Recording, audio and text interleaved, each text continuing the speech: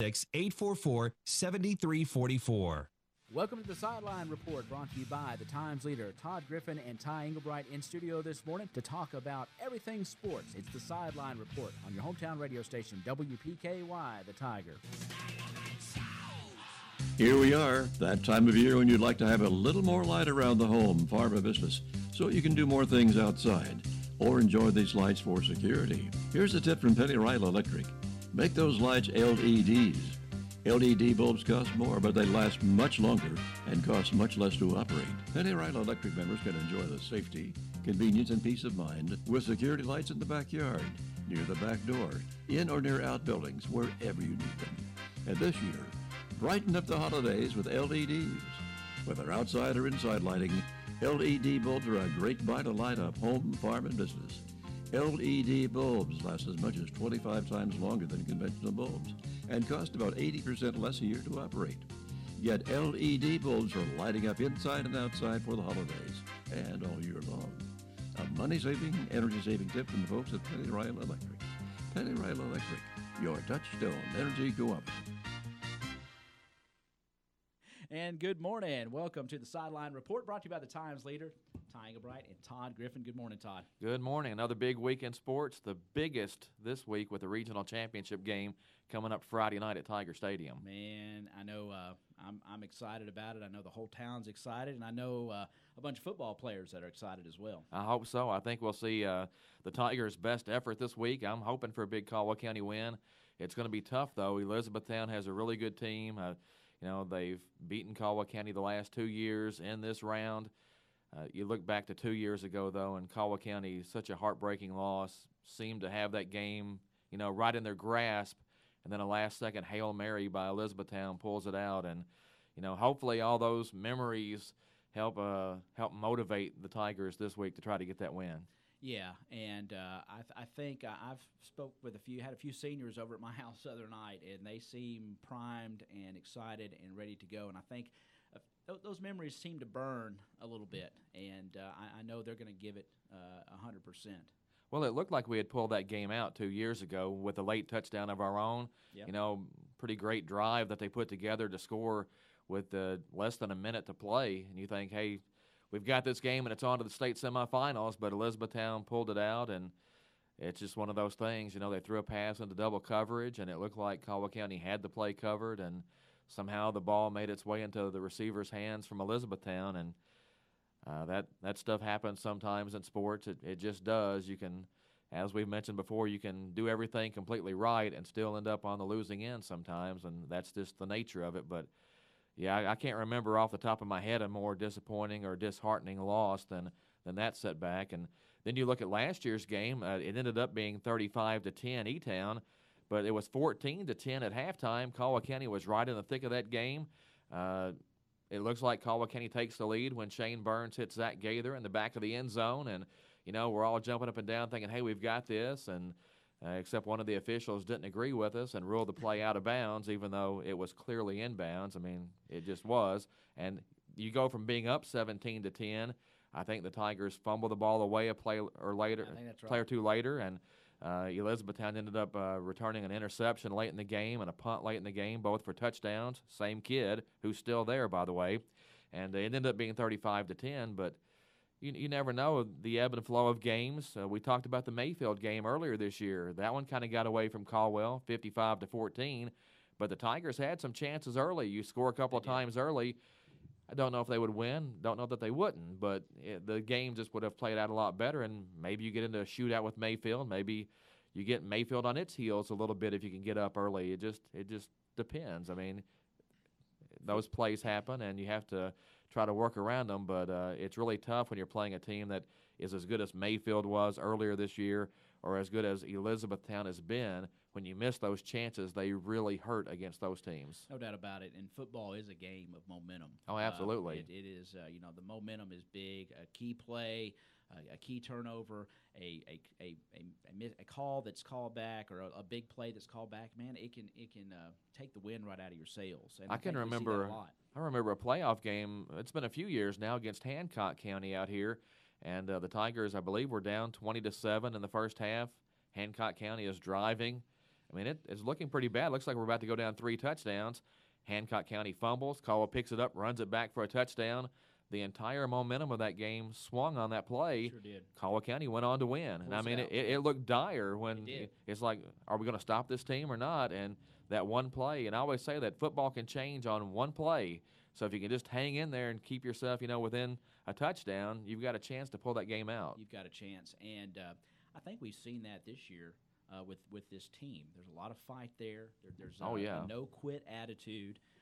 And I think that as this season has gone on, we've gone better. We've battled adversity. We've actually been down a few games, and then we've found a way to come back and say, okay, this is okay. We're gonna collect ourselves, and we're gonna come back, and we're still in it. As long as there's time on the clock, we're in it. We've talked about that a couple of times. The Crittenden County game, Caldwell County was down 14-3 in that one. Came back to win pretty big, but at the time, you don't know that. Yeah, you're like, what? And now Crittenden County's playing in the regional final. Right, absolutely. They still going. Have Campbellsville coming to Marion this week, so that's a big game for them. You go back to the Hopkinsville game. Hopkinsville's up a touchdown and has the ball with less than 5 minutes to play near midfield. You're thinking, hey, maybe Caldwell County's not going to get this one. They get a stop, go down and score, get another stop, score again, and win the game 28-21. The Henderson County game, Tigers are down 28-21 going to the fourth quarter, win that game 42-28. Talk about a game turning on one play. I think that game was either 13 or 14-0 right before halftime. Caldwell County gets the screen pass to Oliver Parker. He takes it the length of the field for a touchdown. I mean, literally, as the half is ending, that's a big momentum boost. That changed the whole outlook of that game for both teams. And Oliver's breakout game of the season, no doubt. Oh, yeah. 3 touchdowns and some big catches. Yeah. And it was just, and this season has been like that all season long. And so I don't think whatever the scoreboard is and the time on there, unless, our Tigers are going to be in it. Well, the Paducah-Tillman game, that game was so physical, and I completely missed the boat on the Tillman E-Town game last week. I thought Tillman was pumped up and, poised to pull off a big upset, and got down early and just fumbled the ball seven times. Turned it over 4 of those. You just can't do that. I mean, that's one of my keys for this week when we get into the keys for the game is that the Tigers have to win the turnover margin or at the very least break even. You can't lose the turnover margin to E-Town and have a chance to beat them. I think that is key. It's good fundamental football, but of course this is the 13th game of the season. Is that right? So, and it's gone quickly. It has, but the only concern I see is you never know. I never did understand what in the world was going on with the officiating crew last week and the procedure calls and the motion calls, and I don't know what our team was doing, but how many flags did we have? When we send somebody in motion, but. Well, that group was just a little pickier. That can be a killer. They were a little pickier about some of the motion stuff, and sometimes those little flinches that you see get called in the pros and college, they let those go sometimes in high school if they don't affect the play. Officials will tell you sometimes if the penalty doesn't really have an effect on the play, they're not going to sit there and call it. I mean, we can all argue over whether it should be a foul or should not be a foul, but officials generally are going to let the players play a little bit. But last week's crew, stickler for details, I guess, so they were calling those kind of things. It takes away the flow of the game, and it takes away, I think, our style. Now, another concern, I think, the forecast is calling for windy conditions Friday night. And to me, that's a little bit of a concern with our offense. But we'll just have to take it and see, and good teams figure out a way to get it done in adverse conditions. Well, and E-Town's got to play in the same conditions, too. And, I think they would like to throw the ball a little bit, not like Caldwell County wants to. Yeah. But E-Town's quarterback last week was 7 for 7, and I think 4 of those went for touchdowns. So, that was another one of my keys. I guess we can go ahead and get into that is to limit the big plays. Yeah. And you just, again, you go back and Jay Beckerer is a name you're going to hear a lot Friday night. Hopefully not as much as we would expect, but he's just a really good player for E-Town. He's one of those guys that, if he's on your team, you love him, and if he's not on your team, you hate him because he just makes big play after big play. He figures out a way. He's so good and so quick that, he's their top player. Number 14, you'll want to find him. He's the kid who returned the interception about 80 yards for a touchdown last year to help put that game away. He had the punt return for a touchdown. Just a really good-looking football player. And E-Town will hit you with the big plays. I mean, Yes. sometimes it Kinda like doesn't. we are. It doesn't look like they're doing a whole lot offensively sometimes, but they get you sucked in, and then boom, here's a 60-yard touchdown pass, and you're down 7-0 before you even realize it. So you have to limit those big plays. And my other key, those were my 3 things I wrote down, was be more physical. The Tigers have to be the more physical football team Friday night. Yeah. I thought that was a big key against LaRue County. I thought early in the game LaRue County was the more physical team. I thought as the first half wore on, the Tigers became the more physical team. And if there was a play of the game in that game that maybe changed the momentum, I mean, you can go back and look at all the scoring plays or whatever, but to me, Cole Baker getting to the quarterback and just absolutely burying him on the first play of the first half, or the last play of the first half, that changed the way that kid played in the second half. Sure because he was incredible the first half. The Tigers were able to keep him a little more in check in the second half. And I think part of that is just because he took such a beating, yes, and that he just didn't have in him the second half what he had the first half. Yeah, I'm hoping the Tigers will come out and give a swift punch in the mouth, somehow make a statement that, hey, you're on our home field, and it's not going down. But they have to do these things to have a chance to win. Yeah. Elizabethtown, again, is really good. They're ranked 4th in Class 3A. The Tigers are ranked 7th. If you look at the Litkenhouse ratings, though, Elizabethtown is probably about a 13-point favorite on those. If you give 3 or 4 points for home field advantage, it's still a 9 or 10-point favorite. That seems like a lot. Again, though, as we mentioned, games can change on one play. And I remember a Caldwell County football team that was a 25-point underdog, according to the Litkenhouse ratings one day. And that team beat Danville 38-28 for the state championship in Louisville. So just numbers on a piece of paper. The ratings are fun to look at, and there probably is some legitimacy to those things, but there's a lot to be said for matchups on Friday night too, and there's a lot to be said for the team that wants it more. I think a lot of times in sports we kind of overlook the fact that that team that gives a little bit more, that wants it a little bit more, maybe has the advantage, and so that's why I just be more physical. If you want to win the game this week, you have to be the more physical football team. You have to be, and you have to execute and take care of business. Take care of your whatever job you have on that field, do it right. All that said, I think the Tigers will lay it all out there this week. I can't guarantee a victory for Caldwell County. I think it's going to be another game that comes down to the wire. I think the Tigers will have their chances. Just, can you execute and get that done? I think it's going to be a really good game. I do too. And we encourage everybody, head on out to Tiger Stadium this Friday night in what will be a great football atmosphere. It always is. Playoff. It's a regional final. We get, we need everybody blue and gold out there cheering on our Tigers. Elizabethtown 11-1 on the season. Their only loss was to Christian Academy of Louisville, which has a very good team in Class 2A. That was 24-9. But if you look at their schedule overall, I'm not sure it's quite as difficult as Caldwell's. Now, I think some of that is because their district was down a little bit this year. Weaker, yeah. After LaRue County and, Edmondson County was the third team over there, and they weren't very strong. And then I think Hart County and Adair County both had down years from what they've had the last few years. So, you can't really fault somebody for the quality of their district opponents, but I just don't feel like the E-Town schedule overall matches up as well. Now, they played Glasgow the final week of the regular season. That game was 20-12, but kind of a downpour in that game, as wet conditions, so that kind of equalized things. So it makes me wonder, you mentioned the weather for this week.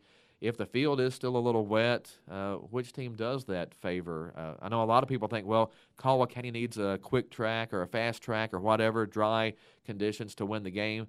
I'm not necessarily sure that's true. I agree with you on that. I think E-Town's going to struggle a little bit on a wet field offensively too. Yeah. And the one thing I don't know is how good is Elizabethtown defensively. Not saying they're bad. I just don't know that they're quite as good on defense as they are on offense. And if you go back to that game last year, again, the final was 35-10 E-Town. Caldwell County had more first downs. Caldwell County had more total yards. Yeah. So it's not like it was a blowout. The special teams play changed some things, and, of course, the interception return, the touchdown Caldwell County did not get that it scored. Right. All those things kind of attributed to that game getting out of hand there at the very end. Right, and I really like where our running game has been the past couple games. So we have a good balanced. Yeah, we're going to throw it. That's what we do. All right. We would spread it, but we have a great balanced offense and a wonderful defense. So I'm looking forward to it. It's going to be great. Yeah, Jameer Riley has really come on He this has. season as that running back. Going into the season, the Tigers, were trying different people back there just to see what would work. Didn't really want to take Jameer out of the receiver rotation, but at some point it just became evident you needed somebody back there with that just little extra burst. And he's provided that. He runs the ball hard. He does. I mean, we need to get everybody on the team to play as hard this week as he's been playing because that kid's been carrying the load. That's right. He has, but it's going to take, and I anticipate it being a total team effort. Oh, absolutely. And you look at the defense; those guys have brought it. I mean, the touchdowns LaRue County got in the first half last week, just some missed tackles. You have to clean that up. I think 3 of those plays, the 2 passes and the 1 long run by the quarterback for the touchdown, Caldwell County had a shot to make plays on all of those. Sometimes you just got to grab the guy and hold on till you get some help. Right. You're not going to shut down teams. Everybody's pretty good. Last week, this week, when you get to this point in the season, teams can play, or they wouldn't still be playing. That's right. But you just can't give up those big plays. If you give up a 15 or 20-yard play, so be it. Get them on the ground, line up, and play again. But you can't give up a play that should be a 15-yard gain, and it ends up being a 60-yard touchdown play. I mean, those things will get you beat, especially as the competition level just gets tougher and tougher every week. Right. And just taking a look at your forecast, everybody has Caldwell, picked Caldwell, except for Chip. Yeah. Yeah. Which, I mean, well, it's a close game. It's and close, yeah. And I think, somebody's got, sometimes it's always like on the NFL shows or the college shows, somebody's always kind of have to pick the other. Oh, yeah. But and not saying anything against you, Chip, but yeah, you it's going to be it probably is going to be a close game. Well, that's what you think, and that's why the turnovers become so key, taking care of the football. And the Tigers have been fantastic at that this season. I've actually got the stats this week, so I can look at that. Caldwell County has forced 38 turnovers. Yeah, in 12 games. That is something. The Tigers themselves have only turned it over 17. I'll take that ratio. That's plus 21 in the turnover department. That's the reason the Tigers are 10-2. A big part of it, because when you look at the Tiger stats, sometimes they don't look like a team that should be 10-2. You look at the rushing numbers. Caldwell County has 914 yards rushing this season. Their opponents have rushed for 1,840 yards. Wow. Now, coaches almost doubled up. Coaches would tell you that that's not good to be giving up twice as many yards as you're getting in the run game. But what the Tigers do, they don't get those bulk yards. They don't just line up, and they're not going to have a 300-yard rushing game, but they're just effective enough running the football that it helps the passing game. Exactly. And those running numbers can be a little misleading because a lot of those screen passes the Tigers throw, those are essentially long handoffs. Right. The little play where the guy comes in motion and the quarterback just flips it to him, that goes down as a pass. Yeah. They're literally a foot apart. It's just a little flip, here you go, but that goes down as a pass. So those numbers are in the passing game. And you look at the passing yardage, Caldwell County has 2,548 yards. Their opponents have 1,653. So that's where the Tigers are making up that deficit in the run game. Total yardage, really even. Opponents 3,493. The Tigers 3,462. I think first downs actually go the other way. 175 for the opponents, 159 for Caldwell. However, my favorite stat, points scored, 422 for Caldwell, 261 for the opponents. So again, those turnovers are making up a lot of ground for Caldwell. No doubt when about you look it. at the stats. No doubt about it. And it's been that way virtually all season. As a matter of fact, you go back to the very first game against Christian County, the turnovers went the other way, and Caldwell lost that game 27-10. Since then, the Tigers have had the turnovers pretty much their way. In their favor. And they've gone, whatever it is, 9-10-1 since that first game. So pretty good season. Hey, like we sit here and talk and kind of go, if you would have said that at the beginning of the season, we'd be like, are you kidding me? Oh yeah, we looked at the schedule going into the season and thought, maybe 7-2 if things, or 7-3 if things fall correctly during the regular season, and maybe get a playoff win or two. So I don't think anybody outside of maybe the Tigers themselves were sitting there thinking, hey, we can get to 10 wins this season. Oh, yeah. And the 2 losses are to Christian County, who was very good this year. Mayfield has a chance to win 2A. So that's a pretty tough season. And I still think that schedule gives Caldwell County a bit of an edge. I thought it gave them an edge last week, because they'd been in those games. I think it maybe gives them an edge this week because Elizabethtown played some close games early in the season. And LaRue played them pretty tough for a while. They did. It was a close game for about a half. Yeah. Franklin Simpson, they just routed Franklin Simpson, and Franklin Simpson is still playing this week. They host Hopkinsville in 4A. So, that's a really good team. They played North Hardin, and then they played Christian Academy of Louisville early. Since that time, outside of the LaRue game and the Glasgow game, they haven't had a lot of. Is Christian Academy of Louisville, are they defending 2A? I can't remember. They might be. I think they beat. They're really Mayfield. good. Yeah. I think they beat Mayfield last year. So I mean, they've got a really strong program. Yeah. The big rivalry up there now in 2A is Christian Academy and DeSales. That's right. So, yeah. That's exactly right. We saw DeSales a few years ago in the state semifinals. Too. Yeah, we sure did. Had to go up there and freeze.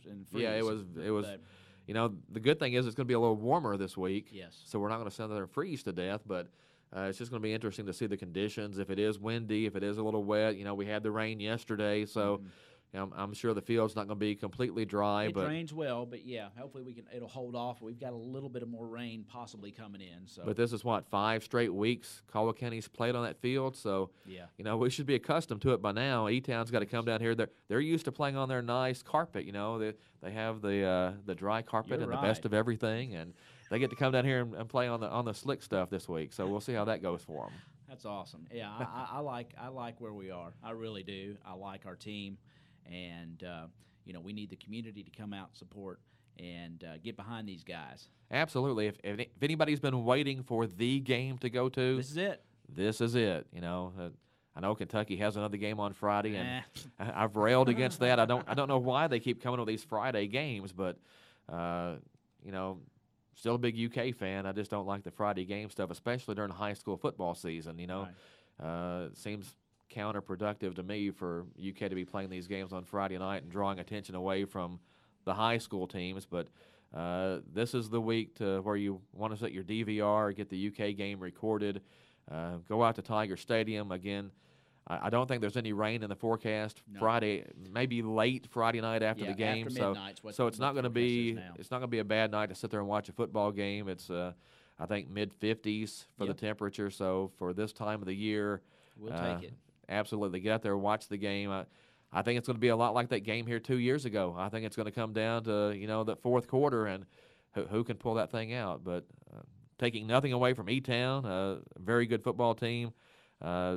Ranked 4th. Caldwell County's ranked 7th, so really good game, maybe the game. Well, there's not a whole lot of games in Western Kentucky this week, but certainly a big one coming up at Tiger Stadium. And if you would have said, they're one of the last 8 teams, I think, in 3A, correct? Absolutely. There's only 8 left.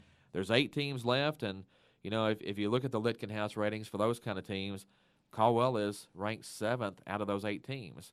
But they're ranked 7th in the state, so I guess you could say the Litkin-House ratings have done a pretty good job because the top 7 teams are all still playing. Powell County at number 22, the only one to kind of crash the party, and they've got, I think they have Corbin this week, and Corbin's ranked 3rd, so I'm not sure how much farther Powell County can go, but Boyle County is the number 1 team. Their ranking is 120.9. Going into the year, I think Belfry and Corbin were the 2 teams everybody was looking at. Right. And Boyle County's just kind of come out of nowhere to take over that lead role, at least in the computer ratings. Where is Boyle County? Do we know? Danville. That is Danville. Okay. Yes. Okay. So if Boyle County wins this week and Caldwell County wins this week, guess where Boyle County will be next week? Right here. Right here. So don't want to look ahead too much at this point in the season.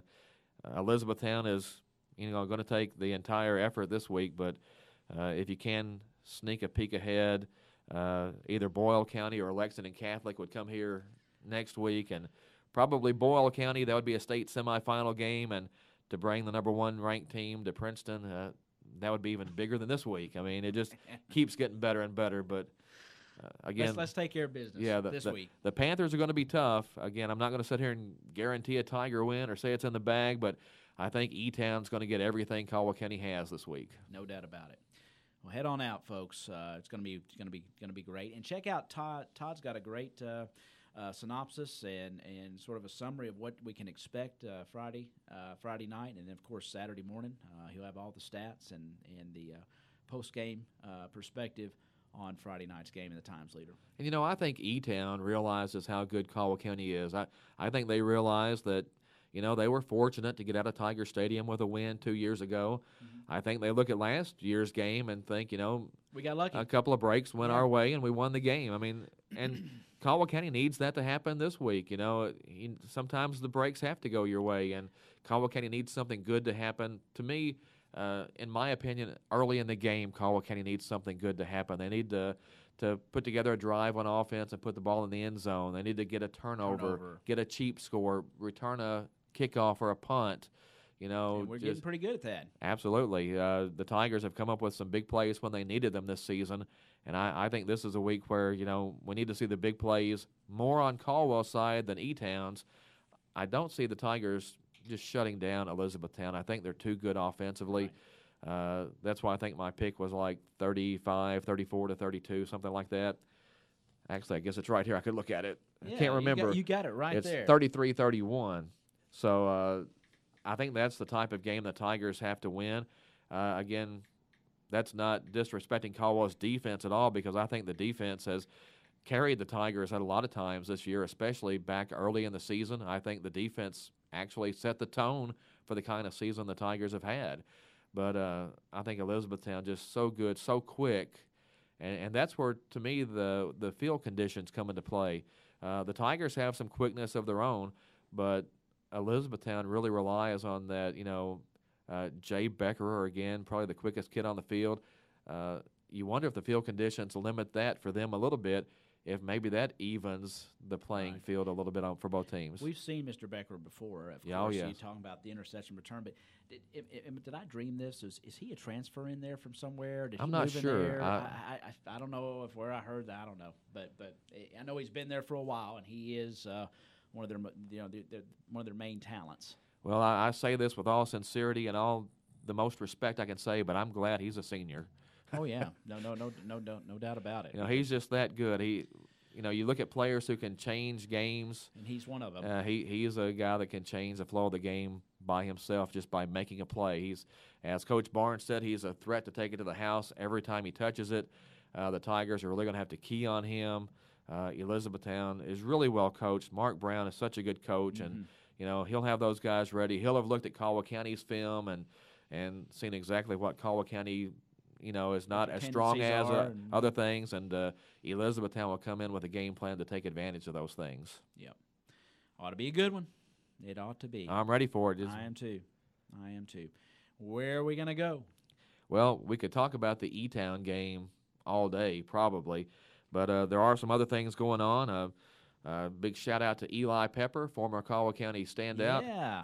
500 rebounds at Lipscomb University. One of only 5 Nashville. players, I think. Since they went to the NCAA. I think they were NAIA years ago. Right, yeah. So they've been NCAA for some time now. So that's a big deal. Eli had 10 points and 5 rebounds in the first game this season. Had 12 points, 9 boards against Morehead State. I think that game was Sunday. I think that's right. And then they played Alabama down there Tuesday night. He had 5 boards, didn't score, didn't play as much in that game. I think he had 11 minutes, something like that. Yeah. That game kind of got out of hand at the end, but it was a 4-point game with about 8 or 9 minutes to go. Yeah. So they played them tough there for a while. It was, and I think Alabama's supposed to be pretty tough this year, especially that guard is really tough. So they're looking for a big year, and I thought Alabama had a pretty good season last year. So that was a pretty good showing, I thought, for Lipscomb. And of course, they're in Texas Saturday. Yeah, so against Longhorns. And then they play another game out there, like Abilene Christian or somebody like that on Monday. They got a pretty tough little schedule. So that's the Texas swing for the Bisons. That's right. But Eli has done really well. He started all 3 games. I think he started 29 of 33 games last year. He missed a couple of games early with an injury, but he's done really well for himself. He made a good decision to go to Lipscomb, and that's in Nashville, and that's a good place to be, and things are really working out good for him. No doubt, and he's just playing tremendous basketball, and look forward to following him all season long. As we say, it's always fun to see those guys and gals play on TV, and then you see Princeton, Kentucky on the screen when they show the graphics. It's always it's always a big thrill to say, hey, I know that person. Yeah, it is, and we're awfully proud of all our college athletes and student athletes that have gone on to play, whether you're on TV or not. But it is neat to see them on the national stage from time to time. Oh, yeah, we have a bunch of them playing in different places, and Elijah Sindelar is another guy that's going to be on TV this week, starting quarterback at Purdue now, and Purdue goes to Iowa, and the Boilermakers are kind of up against it now. If they want to go to a bowl game, they've got to win these last two. Saturday's game was at 2:30 on the Big Ten Network, so Kentucky and Georgia's at 2:30 on CBS, so a lot of flipping back and forth on Saturday to try to catch both of those games. Speaking of Kentucky, Georgia, did they have a shot at Georgia? I think they do. Yeah. I think Kentucky's figured some things out offensively. Yeah. You look at the Vanderbilt game, was probably the most complete game Kentucky has played, and I know some people say, well, it's just Vanderbilt, but it's a Vanderbilt team that upset Kansas State earlier this year. Vanderbilt team that had, up until the last few weeks, a really good defense. I know they got blown out by Alabama, but a lot of people get blown out by Bama. That's not really the fair. Yeah, they're pretty good.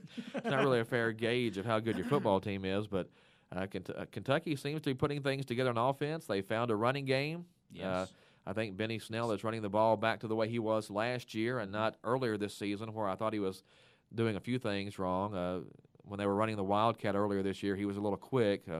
When you're the running back and you get to the hole before the pulling guard does, you're getting there a little quick. A little quick, yeah. But they figured some things out. He's a little more patient in the Wildcat.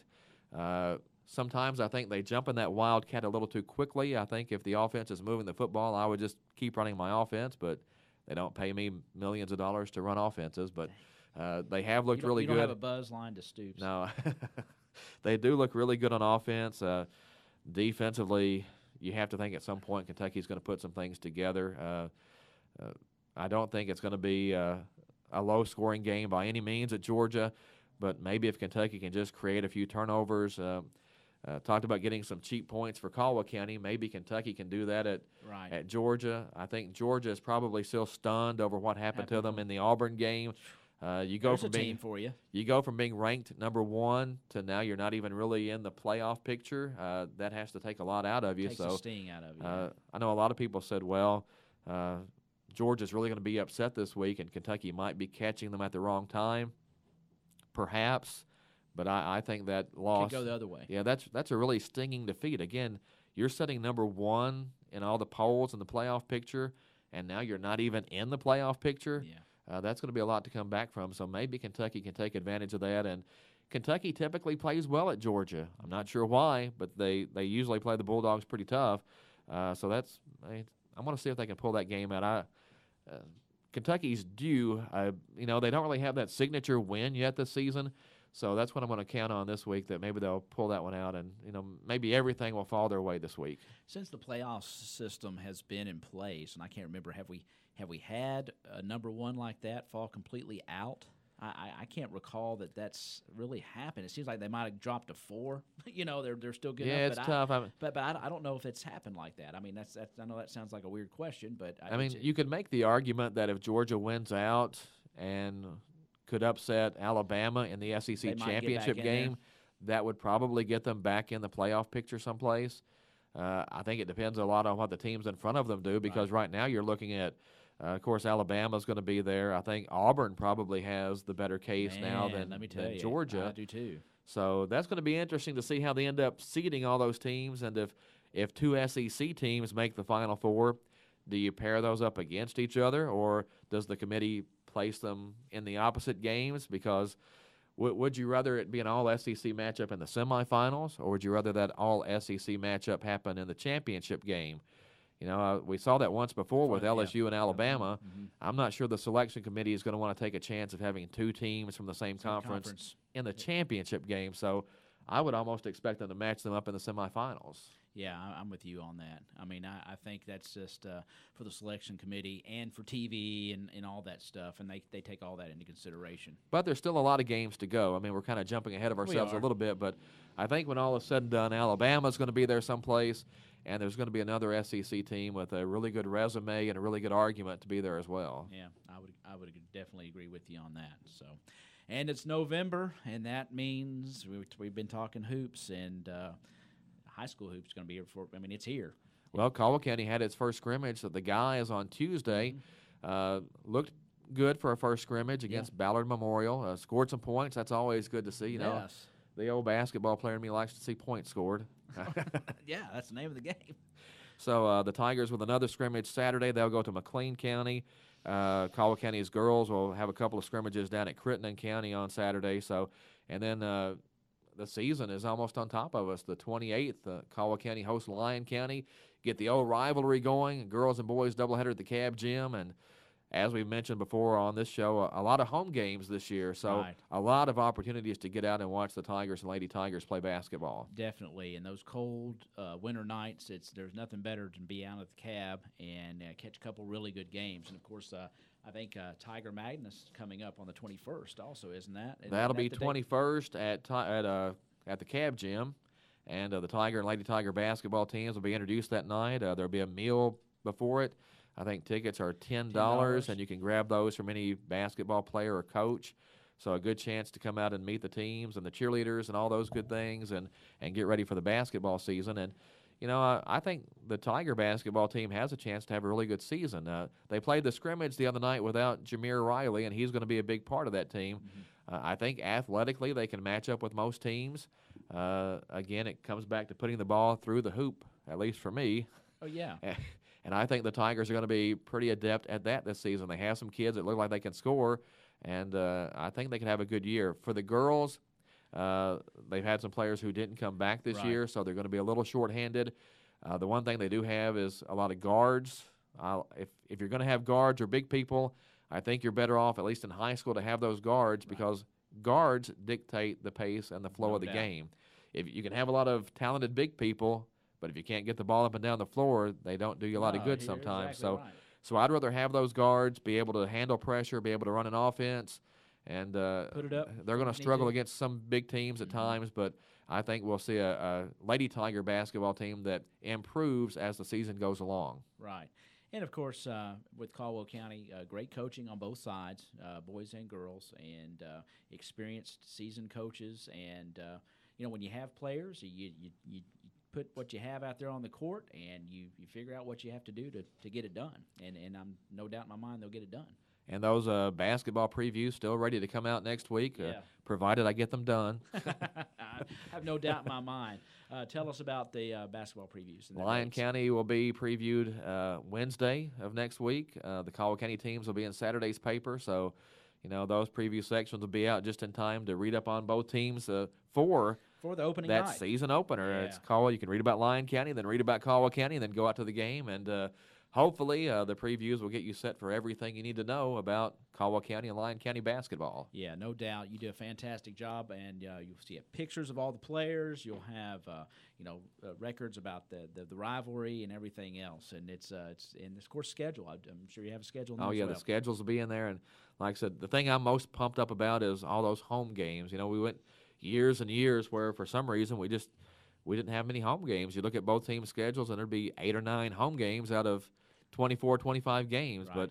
But thankfully, the Hoops Classic has solved that problem a little bit. It's 3 home games for the girls and 2 home games for the guys. And again, we talked about it the last 2 weeks running, and that West Kentucky Hoops Classic is just going to be crazy.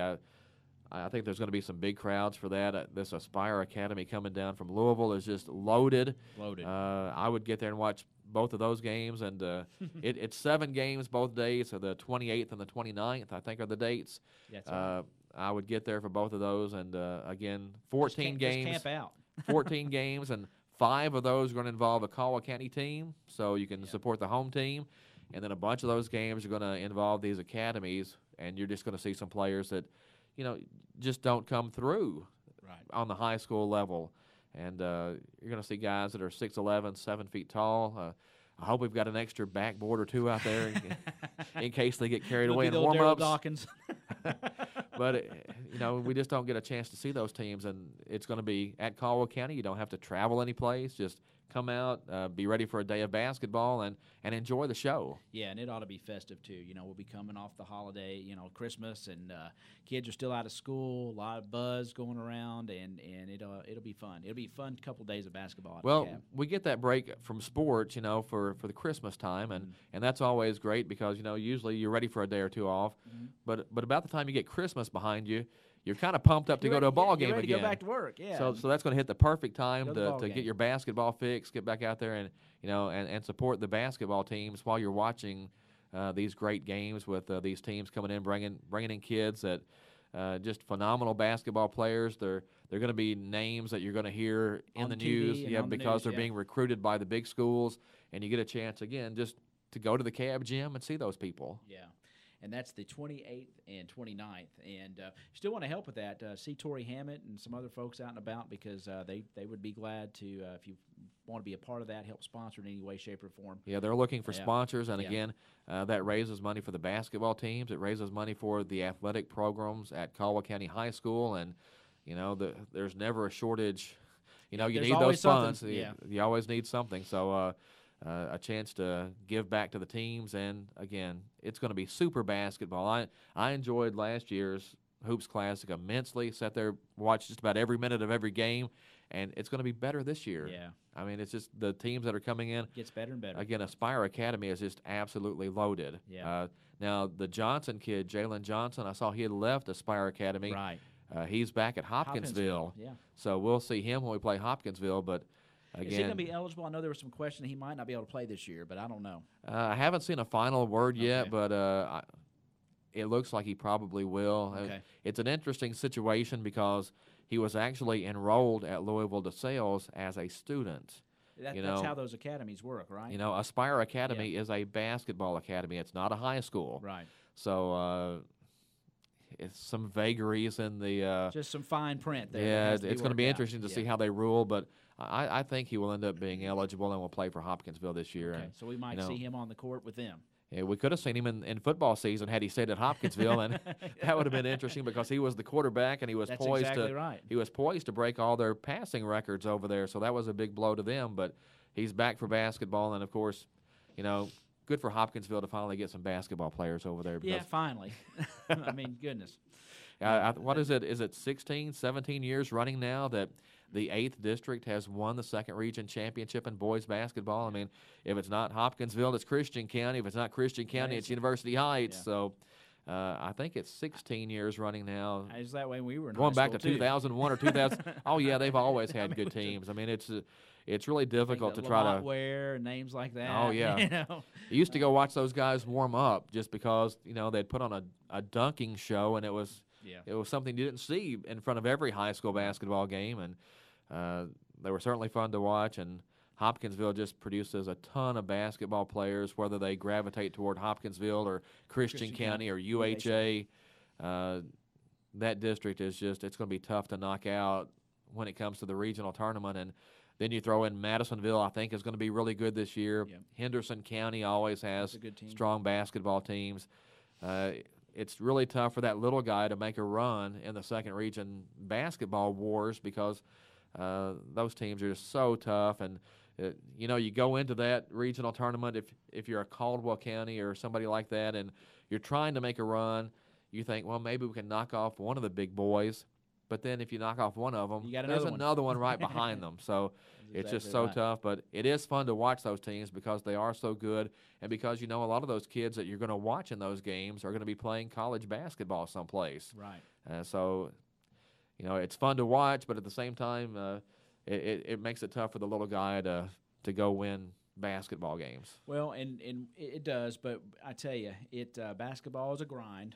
We start and it goes all the way through the spring, but a lot of positives, a lot of good things to look forward to, I think, with both our basketball programs this year. It's always fun to start at the beginning of the season and watch these kids hit the court, but then see the progression throughout the year and how they grow and mature. It's been the same way with our football team, and it's always that way when you can follow that sport and these young people from the beginning of the season to the end. I think that's what's a joy, one of the biggest joys of high school sports compared to any others. It's just a progression throughout the year. Well, and basketball kind of has some natural breaks built in, at least, for Caldwell County and the smaller schools. At Caldwell County, you have the Hoops Classic, at the end of December, so that's the first big event to look forward to. And then when you get away from that, it's just a couple of weeks until you get into the All-A Classic. Yep. And that does give you a little bit of a chance to compete if you're a smaller school, although with UHA in it, it kind of takes away some of that small school field. And I've mentioned this before. I'm not sure how Caldwell County exactly fits into the small school picture either. Caldwell County and Trigg County and those schools are 3A in football, so it's a little weird to see them in the Class A for basketball. But at least for those schools, it's something you kind of compete toward and look toward. And then when you get out of that, it's just a little over a month until the actual district tournament starts. So you kind of have the season chopped up a little bit. And it makes it a little more interesting. And, there's always something to look forward to, because in the past, when you didn't have those things, it was just a marathon. It started, the last week of November, and then it seemed like it was forever until you got into the last week of February and got to the postseason. So there are things to look forward to throughout the season, and hopefully everyone will get out and take advantage of those things. See the Hoops Classic, go to the All-A, the district tournaments coming up. All those things are big. And spend the winter in the gym. Yes. Spend the winter in the gym. You can't get out and do a whole lot of things when it's 10 degrees, but you can always go watch some basketball. Yeah, and support our Tigers. That's good stuff. Where are we? Well, we talked a little bit about football, and looking forward to that big Purdue game against Iowa. Elijah last week had 376 yards passing and a couple of TDs. Of course, he put the ball in the air 60 times, which I think he probably loved that. Oh, yeah. If Purdue ever gets some receivers who can consistently catch the football, I think we're going to see Elijah Sindelar put up huge numbers. It's obvious that Coach Brom likes Sindelar and is a big Sindelar fan. He keeps giving him chances. Even when David Blau was the starter before he got injured, Elijah was getting his chances. They rotated in, yeah. And I think he likes, Coach Brom, I think he likes Sindelar's big arm, but they just have to clean up some things on offense.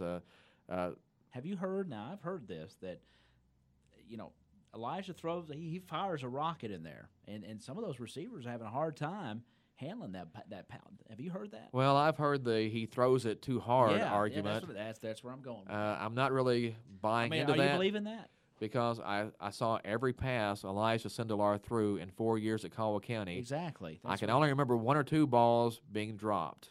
Maybe there was a few more than one or two, but it wasn't very many. We didn't see the drops. I think Purdue's receivers dropped more passes in the Rutgers game than I saw Caldwell County's receivers drop in 4 years. That's where I was going with it. if there was an issue with that, have you ever heard that? Brett Favre would not have a Super Bowl ring. Right. John Elway would not have Super Bowl rings. Those guys would not be headed to the Hall of Fame and all those great things if throwing the ball was too hard was actually a thing. If throwing it too hard was actually a thing, because those guys just absolutely threw missiles at people. Jeff George doesn't have a ring, but he threw it hard too. Remember right. He whiffed it, man. I understand you want a catchable ball, and yes, there are times the quarterback has to put a little touch on it. But if you're running across the middle of the field, if I'm that receiver, I want the ball to get to me as quickly as possible. You got it. I want it to leave the quarterback's hand and be hitting me in the chest, so that I can catch the ball, have a chance to defend myself, maybe make a move and go score. Turn upfield, yeah. I don't want that ball being a wounded duck coming in. And you got to wait on it. Yeah, and the entire defense is ready to unload on you. Telegraphing you, yeah. When the ball is getting there. So, yes, maybe Elijah needs a little touch on a couple of passes here or there. But if you're in the corner of the end zone and he throws the ball and it hits you between the numbers, you have to catch that ball. I'm sorry. If you're a receiver, if you're a college receiver, you have to catch the ball. Put your hands out there, snag it, snatch it, pull it in, and make the catch. That's what I wanted to hear. I wanted to get your side, because I heard that and I was like, really? Throwing the ball too hard? I can see there needs to be a little finesse in some situations, possibly, but You got to get it there, man. And then like I said, if you hit a college player in the numbers, you got to haul that in. Oh yeah, I mean, I think if his receivers would have caught the ball in that game last week at Northwestern, he would have thrown for 500 yards. Yeah, I mean, just an incredible talent. And sure, not every pass is going to be right on the money. No. Sometimes a receiver has to make their quarterback look good. You have to make a catch behind you or, in traffic. You're not going to be running wide open every play, and every pass is not going to float into your fingers and, let you catch it. You have to go make a play and help your quarterback out sometimes. But they need both these games, don't they, to yes. be bowl eligible? Yeah. They have to beat Iowa this week, and then they have to beat Indiana next week in a home game. And, that's doable. I think Iowa's, 6-4, and I'm not sure Indiana's record, but both of those are gettable. They're on the road at Iowa and then back home against Indiana. The Indiana game is a home game for Purdue. So if you just get that game this week, give yourself a chance. That's what Purdue's looking at. Mm-hmm. Well, I mean, unfortunately, Blau went down with an injury. It provided an opportunity for Elijah, but as the season progressed, you could kind of see that I think Coach Braun was sort of flirting with the idea. Maybe you could kind of see Elijah as he would get in there and make opportunities happen. I mean, it wasn't always beautiful, but you just got a sense that it was going to happen at some point. Unfortunately, it was the injury to Blau that ultimately caused it. But yeah, you hate to see anybody get hurt like that. You're never pulling for anybody to get knocked out of the game like that. But when you had both of them, you had that good competition going. Yes. That makes players better when you can compete. Now, there's always the old thing that says you can't really play two quarterbacks. A lot of people say if you have two quarterbacks, you really don't have any quarterbacks.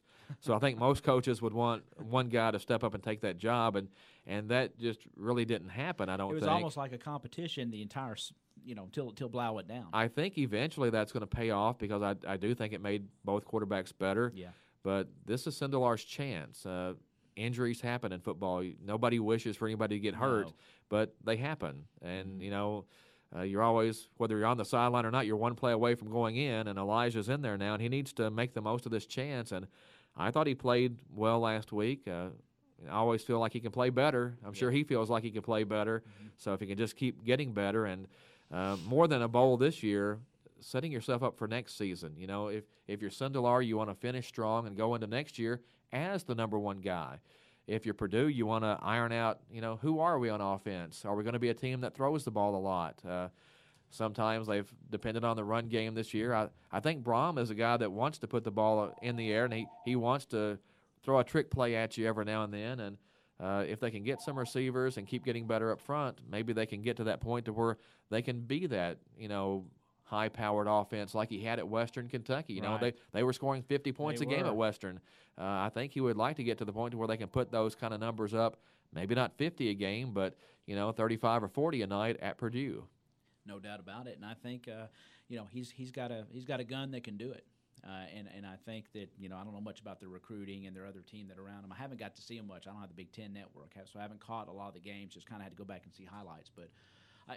They brought him from Western. They brought Braun from Western. He was, one of the top, up and coming coaches. So I got a feeling we'll see some good things there. And if Elijah takes this opportunity, like you said, we'll see some good things out of Purdue. And I'm a big Braum fan. I think he will eventually get it done at Purdue. You know, if he doesn't end up going someplace else before then, if something. I don't know, maybe a Louisville opens up. He would jump at something like that if Petrino goes someplace else. So you never know how that's going to work out. But I just think as you move up a level, and, of course, he made a pretty big jump to the Big Ten. Right. It's kind of like going to the SEC. There aren't any off weeks when you get to that level, and it's just tough to build a program. And, again, when you look at Purdue, it's obvious that some of the recruiting, like the receivers, maybe wasn't the best. So he needs to go out and find some guys, maybe some junior college guys that could come in and help right away. And make an impact right away. They have some young guys that don't look bad, but they take time to develop. You have to get those guys some experience. So it doesn't happen overnight. And I think when football teams lose games, everybody looks at the quarterback first, no matter what happens, and then looks at the offense first. And I just think Purdue has a lot of areas they have to get better at. And I don't think the quarterback play, while, yes, it could be better, I don't fall into Elijah's throwing the ball too hard, so that's the reason Purdue's not winning football games. Right. Well, great perspective, and as we wind down the hour, we'll turn back and our attention to Friday night's big game. Well, it just doesn't get much bigger than this, especially for a home game. The regional championship is on the line. The Tigers have been in this round 6 straight years. One time we got to the state semifinals. It's about time to get there again. It's going to be a big game. I mean, the Tigers have to play well, but it wouldn't matter who the other team is at this point. If you're in the regional championship game, you have to play well. And again, to hammer those points again, I think the Tigers have to be the more physical team Friday night. You just have to set that tone. The Tigers, I put down win the turnover margin. If not win the turnover margin, at least you have to break even. Right. If you can win that turnover margin, even better. And limit the big plays. Gave up some big plays to the LaRue County offense. Of course, LaRue County came out and did some things last week that Caldwell County really was not prepared for. Yeah, they hadn't showed worked some different on. looks. Yeah. It was a completely different game plan. Right. So the Tigers kind of had to. But they adjusted well. They had to adjust on the fly, and Caldwell County really did some good things at halftime because the second half was a completely different game than the first half. And give LaRue County credit because they came down and played their rear ends off. They did. But Caldwell County was able to adjust and get that game at least under control a little bit in the second half. Elizabethtown really good. The other thing I was going to mention, again, number 14, got to find that guy. Just don't let him go nuts. He's going to make some plays. Really good football player. He just can't take over the game, though. He can't let him take over Their the game. quarterback is really good. I mean, the kid throws the ball really well, puts great touch on the football. I mean, they're like watching a college team sometimes on offense, the way they do things. So just don't let them go wild. Don't let them score in bunches. Make them, if they're going to score, make them earn it. Right. And, again, find number 14 and know where he is at all times. Exactly. Well, it'll be a fantastic game. We urge everybody to go out. It's a 7 o'clock kick Yes, at we're Tiger back. Stadium. 7 o'clock again this week. Be there, ready to go. Be loud. Tigers going to need everything. We need the whole community out there at Tiger Stadium. You're welcome to listen to the radio, and watch a stream, but take your phone out there with you. Be in the stands and support these guys. Again, as far as home games go, we had to travel last year up to E-Town and took a tremendous crowd up there for that game. Yeah. I'm expecting a packed house Friday night. If you can't get up for this game, then you just can't get up for football because this is the ultimate. It's the regional championship, just a chance for everybody to, make memories. This football as a team, community behind this team. Yeah. we talked about the 1998 team going to Louisville and being a 25-point underdog and just, refusing to believe that and writing their own story and winning that game, beating Danville and winning the state championship. Well, the 2017 Tigers have a chance to write their own story this week. It's right there. Go out, play, execute, play well, play hard, do all you can, and, a chance to make your own place in history this week. Awesome. Well said. 7 o'clock kickoff. You can hear it here on WPKY. We'll be on the air with the Coach David Barnes Coaches Show at 6 o'clock. Pregame, 6:30 with Dennis Stevens and Bob Hayes, and they'll have the call for you at 7 o'clock. Todd and his crew will be down on the sideline, giving you the sideline reports on Twitter, giving you updates throughout the game, and, of course, you can catch a full recap of the game in Saturday morning's Times Leader and, best coverage around. As always, follow me on Twitter at ToddGriffin100. Sometimes some things make it on there that, Right. don't make it into the paper or whatever. There's always some interesting tidbits that I like to tweet out, so it doesn't cost anything. It's absolutely free. So if you don't have a Twitter account, get on there, make you an account, and do a little search for at ToddGriffin100 and give me a follow. I would appreciate it. All right, and that's going to do it for this week. Todd, can you believe we always say it's how are we going to talk for an hour, but we did it. So Yeah, complete hour.